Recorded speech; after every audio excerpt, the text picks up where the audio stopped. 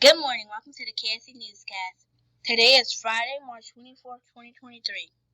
Please stand and join me in a pledge of allegiance in a moment of silence.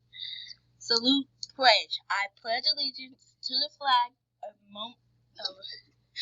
of the United States of America and to the republic for which it stands, one nation, under God, indivisible, and liberty and justice for all. Please remain standing with me for a moment of silence. Thank you. You may be seated.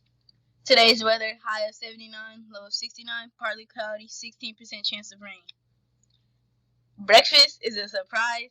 Chicken fajita for lunch, chicken fajita wrap, lettuce with tomato, rice, and corn.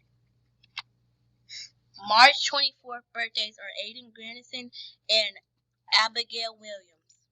Today's announcement, ACAP summative testing continues today. We know our second and third grade scholars have set some awesome goals for their ACAP scores, and we are cheering them on to do their very best. Today's late duty is Miss Berlina. Important dates: March 27th, report cards go home. March 30th, first grade field trip. April 2nd, third quarter honor walk. April 14th, Kona Ice and Spring Picnic.